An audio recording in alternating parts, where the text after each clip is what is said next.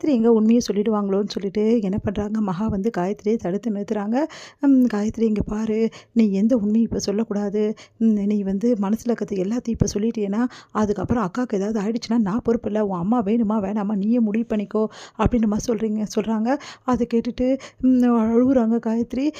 இங்கே பாருங்க, நான் என் அம்மா கிட்ட எல்லாத்தையும் சொல்ல போகிறேன்றாங்க. நீ சொல்லிட்டேன்னா அதுக்கப்புறம் உன் அம்மாவை நீ பார்க்க முடியாது இந்த உலகத்தில். அப்புறம் உன் அம்மா என் பொண்ணை வந்து என் பொண்ணோட வாழ்க்கை கெட்டு போச்சுன்னு சொல்லிட்டு அப்புறம் அவ்வளோதான், அவங்களுக்கு ஏதாவது ஆகிடும். அதுக்கப்புறம் நீ எல்லாம் யோசிச்சுக்கோ அப்படின்னு காயத்ரி அழுதுகிட்டே வந்து போயிடுறாங்க. அப்பாடா இந்த டைமில் இவளை சமாளிச்சிட்டோம். என்னக்கா என்ன ஆச்சு? எப்படியோடா பேச விடாமல் தடுத்துட்டேன். அதுக்கப்புறம் அவள் பேசினால பெரிய பிரச்சனை ஆகிடும்ல, அதனால தான். இது எத்தனை நாள் நான் தடுத்துருக்க முடியும்னு தெரியல.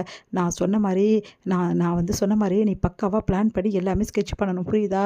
சீக்கிரமாகவே வந்து அவளை உன் வழிக்கு கொண்டு வந்துரு. அப்போ தான் இந்த பிரச்சனை தீரும். அப்போ தான் அவள் வந்து எதுவுமே சொல்ல மாட்டாள். அதுக்கப்புறம் நீ தான் இந்த வீட்டில் ராஜாவாக வாழலாம். அந்த செழினை நினைக்காத அளவுக்கு ஏதாவது பண்ணு அப்படின்னு ஒன்று. சரிக்கா நான் பார்த்துக்கிறேன் அப்படின்னு சொல்லிட்டு வந்து இசைக்கு வந்து சொல்கிறாரு.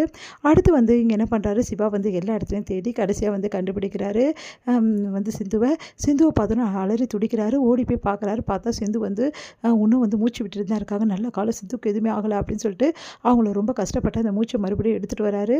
அடுத்து வந்து நல்லபடி மூச்சு விட ஆரம்பிக்கிறாங்க. அடுத்து வந்து சிந்து வந்து முடிக்காததால் கண்ணு வந்து திறக்க மாட்டேங்கிறாங்க. மூச்சு மட்டும் தான் வருது. உடனே என்ன பண்ணுறாரு, போய் தண்ணி எடுத்துகிட்டு வந்து அருவியிலேருந்து அப்படியே வந்து தெளிக்கிறாரு. கண்ணை திறக்கிறாங்க. அப்படியே பார்த்துட்டு டாக்டர்ன்றாங்க. உடனே வந்து உனக்கு ஒன்றும் இல்லை சிந்து, நீ சரியாயிட்டு சிந்து, நீ வந்துட்ட மறுபடியும் அப்படின்னு சொல்லிட்டு பயங்கரமாக அழறாரு. டாக்டர் அழாத டாக்டர் அப்படின்னு சொல்கிறாங்க. சரி சிந்து நீ கவலைப்படாத, நான் இருக்கேன் அப்படின்னு சொன்னோன்னே கண்ணை மூட பார்க்குறாங்க. சிந்து கண்ணை மூடான்னு சொல்லிட்டு தட்டி தட்டி கொடுக்குறாரு. அடுத்து வந்து டாக்டர் என்னால் முடியல டாக்டர், எனக்கு ரொம்ப டயர்டாக இருக்குது டாக்டர் அப்படின்னோடனே எனக்கு கால் ரொம்ப வலிக்குது டாக்டர்னு பார்க்குறாங்க. பார்த்தா கால் நல்லா வந்து அவங்களுக்கு வந்து ஃப்ராக்சர் ஆகிருக்கு. அதை பார்த்துட்டு அதிர்ச்சி அடைகிறார். கண்டிப்பாக ஃப்ராக்சர் தான் ஆகிருக்கும், அதனால தான் அவளால் நடக்க முடியல, தூரத்துலேருந்து விழுந்தால அப்படின்னு சொல்லிட்டு காலுக்கு வந்து ஒரு கட்டை எடுத்துகிட்டு வந்து வச்சு அவங்கள வந்து கட்டி விடுறாரு. அப்படியே கட்டி விடுற மாதிரி பண்ணுறாரு. நல்லா கட்டி விடுறாரு. காலில் நடக்க முடியல, அவங்கள தூக்கிக்கிறாரு நம்ம வந்து சிவா. அடுத்து வந்து டாக்டர் எனக்கு முடியல டாக்டர் அப்படின்னோடனே சரி என்னாச்சு, என்ன பண்ணுது உனக்கு அப்படின்னோடனே கை நாடி பிடிச்சி பார்க்குறாரு. பார்த்தா பிபி ரொம்ப லோவாக இருக்க மாதிரி இருக்குது. கண்டிப்பாக பிபி தான் ரேஸ் ஆகிருக்கும். இவ சாப்பிட்லன்னா அவ்வளோதான், உயிரை காப்பாற்ற முடியாத அளவுக்கு போயிடுவா, அதனால் வேறு வழி கிடையாது அப்படின்னு சொல்லிட்டு என்ன பண்ணுறாரு, போயிட்டு ஏதாவது கொண்டு வரணுமே சொல்லிட்டு போய் பார்க்குறாரு. பார்த்தா வந்து அங்கே எதுவுமே கிடைக்கல. கடைசியாக வந்து ஒரு பழம் கிடைக்குது. அந்த பழத்தை எடுத்துகிட்டு வந்து சிந்துக்கு கொடுக்குறாரு. அந்த பழத்தை சிந்து ரொம்ப கஷ்டப்பட்டு அதை சாப்பிட்றாங்க. சாப்பிட்டோன்னே கொஞ்சம் மூச்சு விடுறாங்க, கொஞ்சம் நல்லபடியாக ஆகுறாங்க. டாக்டர் என்னால் முடியல, நான் படுத்துக்கிட்டுமான்னு கேட்குறாங்க. படுத்துக்கும் சிந்து அப்படின்னோன்னா மடியிலேயே வந்து சிவா மடியிலே வந்து சிந்து வந்து படுத்துக்கிறாங்க. அப்படியே தண்ணியை மறந்து போகிறாங்க, அப்படியே தூங்கி போகிறாங்க. சிவா வந்து சிந்து வந்து அப்படியே வந்து கைத்தாங்களாக வந்து என்ன பண்ணுறாரு, அப்படியே வந்து பிடிச்சிட்டு போயிட்டு அப்படியே வந்து பண்ணுறாரு, மடியில் படுக்க வச்சுட்டு அப்படியே வந்து தட்டி கொடுக்குறாரு. சிந்து உனக்கு ஒன்றும் ஆகாது சிந்து, சீக்கிரமாகவே வந்து சிந்துவை ஹாஸ்பிட்டலில் வந்து கூட்டிகிட்டு போகணும், ஃபஸ்ட் எய்ட் நல்லா கொடுக்கணும், இல்லைனா சிந்துக்கு இன்னும் மோசமாயிடும் நிலமை அப்படின்னு சொல்லிட்டு சிவா யோசிக்கிறாரு. சிந்துன்றாரு. சிந்துக்கு மெதுவாக கண்ணை திறந்து பார்க்குறாங்க. டாக்டர் அப்படின்றாங்க. ஏன் சிந்து இப்படி பண்ண, இவ்வளோ தூரத்தில் விழுந்ததால் உனக்கு என்ன இவ்வளோ பிரச்சனை ஆயிடுச்சு பற்றி அப்படின்னா, டாக்டர் நானே வேலை டாக்டர், என்னை பிடிச்சி தள்ளி விட்டுட்டாங்க டாக்டர் அப்படின்றாங்க. அதை கேட்டு பயங்கரமாக அதிர்ச்சி அடைகிறாரு சிவா. நீ என்ன சொல்கிற சிந்து, உன்னை தள்ளி விட்டுட்டாங்களா?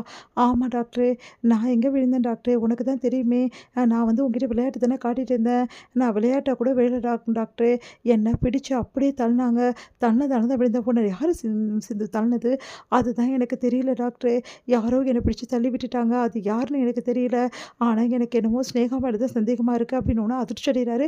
ஸ்னேகாவா அப்படின்னு? ஆமாம் டாக்டர், ஸ்னேகா மாதிரி தான் இருந்தது என்னை தள்ளினது, அந்த கை எல்லாமே ஸ்னேகாவோடது மாதிரி தான் இருந்தது, கண்டிப்பாக அது ஸ்னேகா தான் அப்படின்றாங்க. பயங்கரமாக அதிர்ச்சிக்கு மேலே அதிர்ச்சியாக இருக்குது சிவாவால் அப்படியே வந்து அதை யோசிக்கவே முடியல.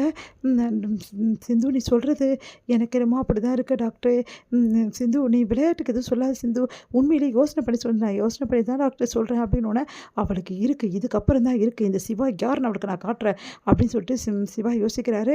சரி நம்ம அங்கே போயிட்டு எதுவாக இருந்தாலும் பார்த்துக்கலாம், நீ கவலைப்படாத, சீக்கிரமாகவே நம்ம மேலே வந்து ஏறி போயிடணும்.